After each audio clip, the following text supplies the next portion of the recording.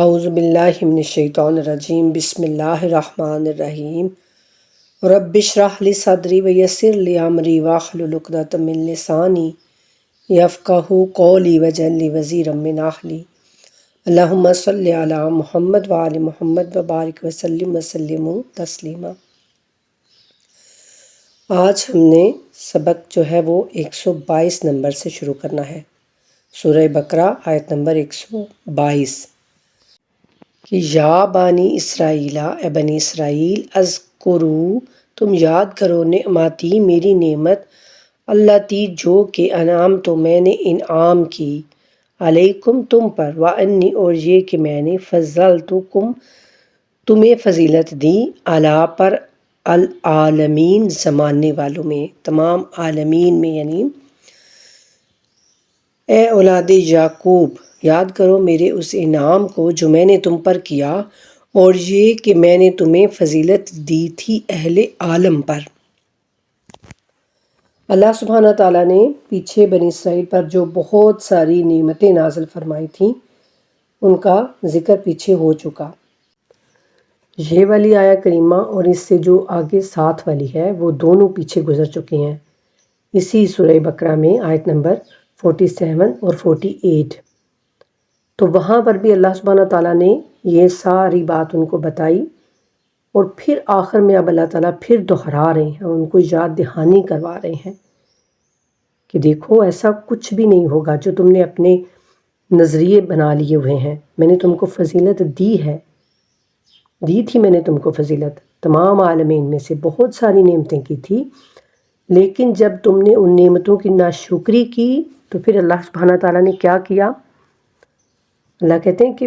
پھر تم واتقوا اور ڈرو اس دن سے، یومن وہ دن، لا تجزی بدلہ نہ ہوگا، نفسن کوئی شخص، ان نفسن کسی شخص سے،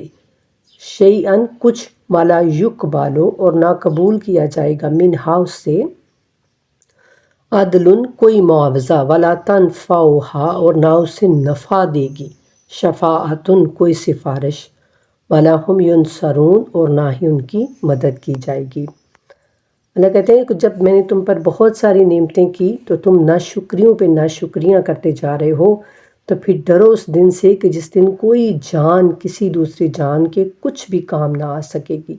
اور نہ اس سے کوئی فدیہ قبول کیا جائے گا، اور نہ ان کی کوئی مدد کی جائے گی۔ پیچھے بھی ان کی تفسیر جو ہے وہ بیان ہو چکی ہے۔ یہاں پر اللہ تعالیٰ ان کو یہ باور کروا رہے ہیں کہ دیکھو اس دن جو تم نے اپنی خواہشات بنا رکھی ہیں نا، کہ جو جناب ابراہیم علیہ السلام یا تمہارے بڑے بڑے جو پیغمبر آئے تم میں وہ نیک کام کرتے تھے تو ان کے بدلے میں اب تم کو بخش دیا جائے گا، ایسا کچھ بھی نہیں ہوگا۔ کوئی جان کسی دوسری جان کے کچھ بھی کام نہیں آ سکے گی، اپنے اپنے اعمال وہاں پر کام آئیں گے، نہ ہی کوئی اس سے فدیہ لیا جائے گا کہ یہ مجھ سے پیسے لے لیں یا کسی کی جان کے بدلے اس کی جان بخش دی جائے، اور نہ ہی کوئی اس کی مدد کی جائے گی، ایسا کچھ بھی نہیں ہوگا روز قیامت۔ ٹھیک ہے، یہاں پر ایک شفاعت کا مطلب جو ہے وہ یہ بھی ہے، ایک شفاعت اللہ تعالیٰ نے رکھی ہے، میں نے شاید پیچھے بھی بتایا ہوگا کہ اللہ سبحانہ تعالیٰ خود قرآن کریم میں فرماتے ہیں کہ کچھ لوگ ہوں گے جن کو اللہ تعالیٰ شفاعت کے لیے کہیں گے اور وہ شفاعت کریں گے۔ ٹھیک ہے، سورہ طٰہٰ میں 109 آیت نمبر، اللہ سبحانہ تعالیٰ فرماتے ہیں کہ اس روز کسی کو فائدہ نہ دے گی سوائے اس کے جسے رحمان اجازت دے اور اس کی بات کو پسند کرے۔ تو اللہ تعالیٰ یعنی یہ خود کہتے ہیں کہ شفاعت کا ایک کانسیپٹ ہے، لیکن شفاعت اس کے کام نہیں آئے گی جو یہاں پر اللہ سبحانہ تعالیٰ کے اور اپنے رسول کی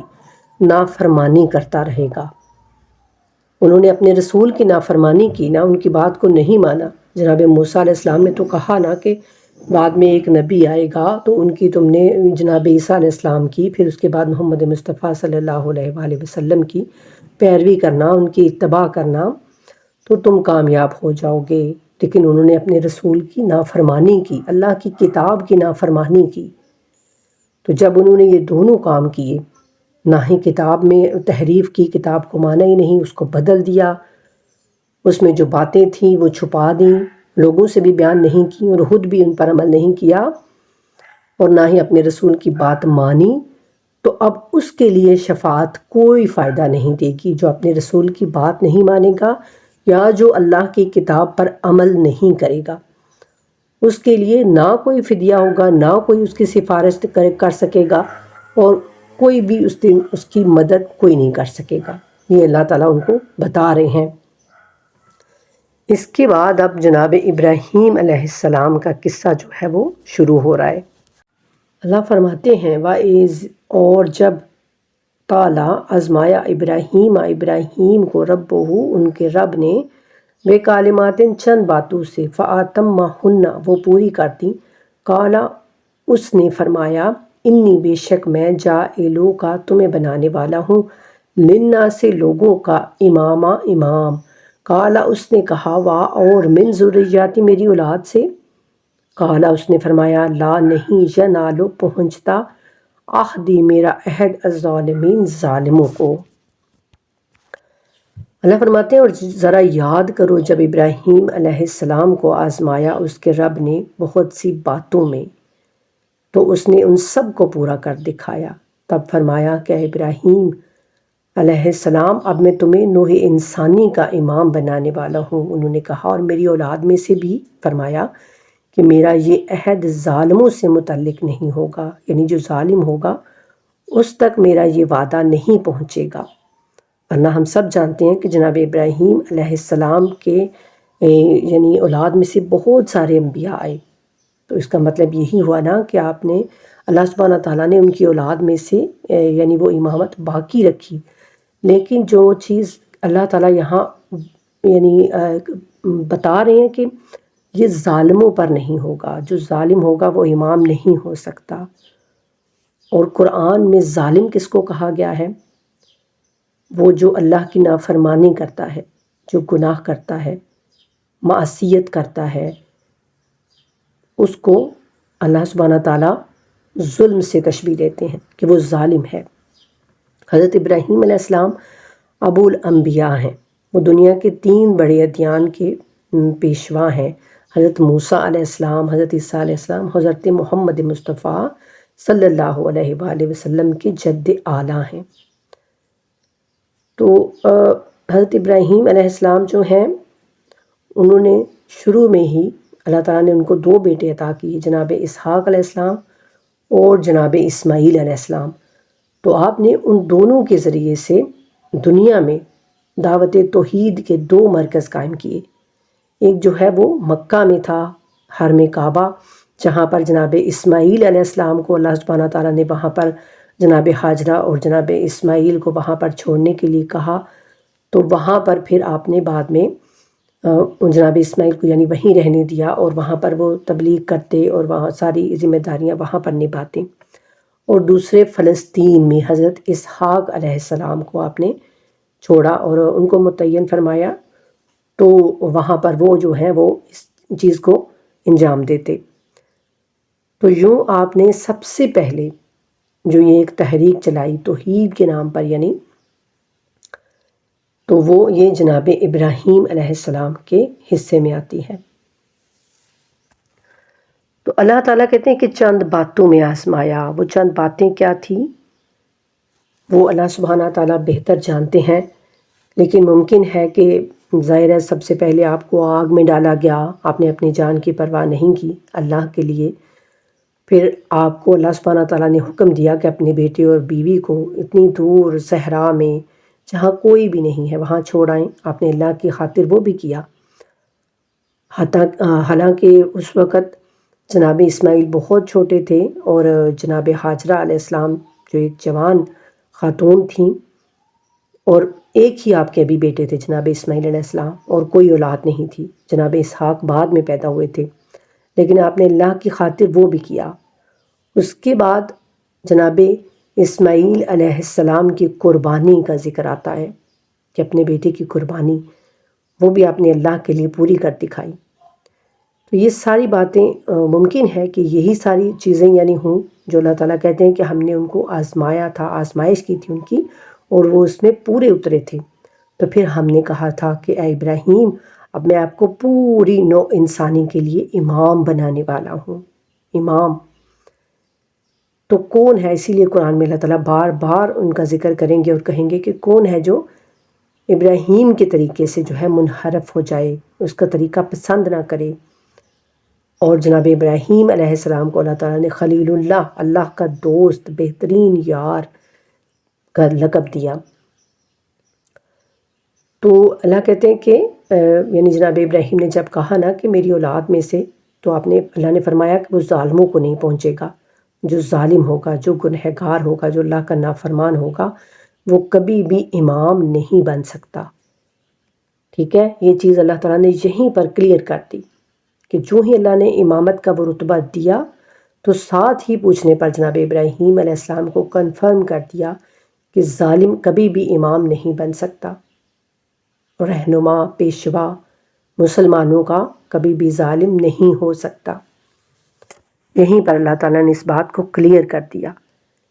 اور وہ اللہ کی جانب سے منتخب کرتا ہوگا۔ خود اگر کوئی کہے کہ یعنی کوئی تخت پہ بیٹھ جائے یا اس طرح سے، تو وہ امام نہیں ہو سکتا۔ وہ بادشاہ ہو سکتا ہے دنیا کا، ظالم اور جابر بادشاہ ہوئے ہیں نا، جیسے فرعون، جیسے نمرود، اور بھی بہت سارے، لیکن وہ اللہ کا نمائندہ نہیں ہو سکتا، اس کی پیروی نہیں کی جا سکتی، اس کی اتباع مسلمانوں پہ واجب نہیں ہے۔ یہ بات اللہ سبحانہ تعالیٰ یہیں پر کلیئر کر رہے ہیں۔ اس سے آگے اللہ فرماتے ہیں وَإِذْ اور جب جعلنا ہم نے بنایا البیت خانہ کعبہ مثابتاً اجتماع کی جگہ للناس لوگوں کے لیے وامنا اور امن کی جگہ واتخذوا اور تم بناؤ من سے مقام ابراہیم ابراہیم مصلی نماز کی جگہ واحدنا اور ہم نے حکم دیا کو ابراہیم و اسماعیل ابراہیم اور اسماعیل کو ان طاہرہ کہ پاک رکھیں بیتیا وہ میرا گھر للطائفین طواف کرنے والوں کے لیے والعاکفین اور اعتکاف کرنے والوں کے لیے والرکع اور رکوع کرنے والوں اور السجود اور سجدہ کرنے والوں کے لیے۔ اور یاد کرو جب ہم نے اس گھر بیت اللہ کو قرار دے دیا لوگوں کے لیے اجتماع یعنی زیارت کی جگہ، اکٹھا ہونے کی جگہ، اور اسے امن کا گھر بنا دیا، اور ہم نے حکم دیا کہ مقام ابراہیم علیہ السلام کو اپنی نماز پڑھنے کی جگہ بنا لو۔ یعنی جہاں پر مقام ابراہیم، جہاں پر جناب ابراہیم علیہ السلام کے قدموں کے نشان ہے، وہ تو ایک تھوڑی سی جگہ ہے اور وہ تو کور ہو چکی ہے نا، لیکن یعنی اسی جگہ کو، اس سائڈ کو جہاں پر جناب ابراہیم علیہ السلام اللہ کی عبادت کیا کرتے تھے، تو اس جگہ کو اپنے لیے مصلی بناؤ، نماز کی جگہ بناؤ۔ ہو سکتا ہے، ممکن ہے کہ اسی لیے شاید وہاں پر جو ہے وہ جو طواف کے بعد 2 نفل پڑھے جاتے ہیں، ممکن ہے کہ وہ اسی وجہ سے پھر اسی جگہ پر ادا کیے جاتے ہوں جہاں پر مقام ابراہیم نصب ہے۔ تو اللہ کہتے ہیں کہ میں نے یہ فرما دیا، میں نے حکم دیا تھا کہ اس جگہ کو نماز پڑھنے کی جگہ بنا لو، اور ہم نے حکم کیا تھا ابراہیم علیہ السلام اور اسماعیل علیہ السلام کو کہ تم دونوں میرے اس گھر کو پاک رکھو، طواف کرنے والوں کے لیے، اعتکاف کرنے والوں کے لیے، اور رکوع اور سجود کرنے والوں کے لیے۔ وَإِذْ قَالَ اور جب کہا ابراہیم رب میرے رب اجعل بنا ھذا بلدن اس شہر کو آمناً امن والا وارزق روزی دے اہلہ من الثمرات اس کے رہنے والے پھلوں کی من آمنا جو ایمان لائے منہم ان میں سے باللہ اللہ پر والیوم الآخر اور آخرت کے دن، قالا فرمایا ومن کفر اور جس نے کفر کیا فاؤمتعہ اس کو نفع دوں گا قلیلاً ثم تھوڑا سا، پھر ازدرہ اس کو مجبور کروں گا الی طرف عذاب النار یعنی دوزخ کی آگ کی طرف، وبئس اور وہ بری جگہ ہے مصیر لوٹنے کی۔ اور یاد کرو جب ابراہیم علیہ السلام نے دعا کی تھی، اب یہ دعائیں جب جناب ابراہیم علیہ السلام اللہ کے گھر کو تعمیر کرتے جاتے اور ساتھ ساتھ میں یہ دعائیں کرتے جا رہے تھے، اور ان کی دعائیں اللہ سبحانہ تعالیٰ نے قرآن کریم میں نقل کی ہیں۔ اللہ فرماتے ہیں کہ اور یاد کرو جب کہ ابراہیم علیہ السلام نے دعا کی تھی کہ اے میرے پروردگارا، اس گھر کو امن کی جگہ بنا دے اور یہاں آباد ہونے والوں یعنی بنی اسماعیل علیہ السلام کو جو بھی یہاں پر جو آ کے آباد ہو جائیں ان کو پھلوں کا رزق عطا فرما، اور جو کوئی ان میں سے ایمان لائے اللہ پر اور یوم آخرت پر، تو اللہ سبحانہ تعالیٰ نے فرمایا تمہاری اولاد میں سے جو کفر کرے گا تو اس کو بھی میں دنیا کی چند روزہ زندگی کا ساز و سامان تو دوں گا، یعنی یہاں پر رہنے والوں میں اس شہر میں رہنے والے جو لوگ ہیں ان میں جو کوئی بھی اللہ کا انکار کرے گا نا، اس کو بھی اللہ کہتے ہیں کہ چند روز کا فائدہ دوں گا میں، پھر اسے کشا کشا لے آؤں گا، یعنی پھر اسے آخر میں جہنم کے عذاب کی طرف لے آؤں گا، اور وہ بہت بری جگہ ہے لوٹنے کی۔ یعنی جناب ابراہیم علیہ السلام نے دعا کی کہ اے میرے پروردگار، جو یہاں پر آ کر رہیں وہ امن کے ساتھ رہیں، اس گھر کو امن کا گہوارہ بنا اور یہاں کے رہنے والوں کو اپنی نعمتیں عطا فرما۔ یعنی وہ ایک بنجر زمین تھی، اس طرح تو ان کے لیے دعا مانگی جا رہی ہے کہ یا اللہ یہاں پر یعنی تیری نعمتیں نازل ہوں، لوگوں کے لیے کھانے پینے کی چیزیں میسر ہوں۔ تو اللہ سبحانہ تعالیٰ نے فرمایا کہ جو ایمان نہیں بھی نہ لائے گا یا پھر ایمان لے کر پھر کفر کرے گا، ایمان لا کر پھر انکار کر دے گا، تو اس کو بھی میں دنیا کا فائدہ دوں گا تھوڑا سا، لیکن پھر آخرت میں اس کے لیے جہنم کا عذاب ہے، اور وہ بہت ہی بری جگہ ہے لوٹنے کی۔ آگے اللہ فرماتے ہیں وَإِذْ، اور جب یرفع اٹھاتے تھے ابراہیم القواعد بنیادیں من البیت خانہ کعبہ کی، اور اسماعیل ربنا ہمارے رب تقبل قبول فرما، منا ہم سے، انکا بے شک، انتا تو السمیع سننے والا بھی ہے، العلیم اور جاننے والا بھی ہے۔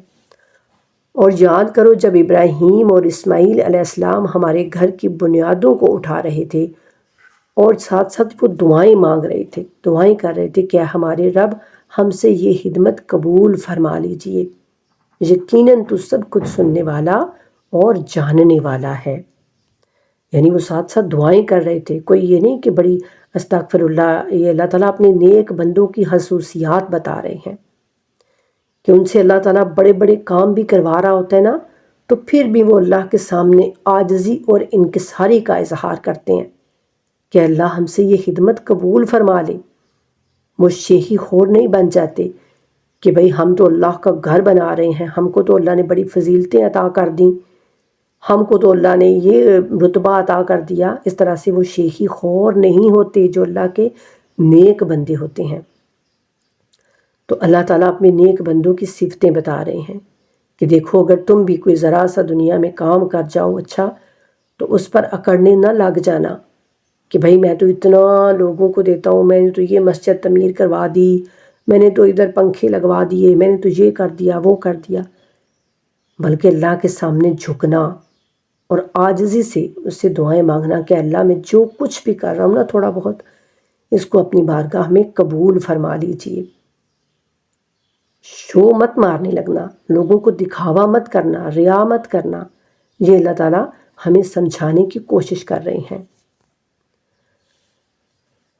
ربنا، اے ہمارے رب، وجعلنا، اور ہمیں بنا دے، مسلمین، فرما بردار، اپنا نیکوکار بندہ اللہ کا، اپنا اور من اور سے، ذریاتنا، ہماری اولاد،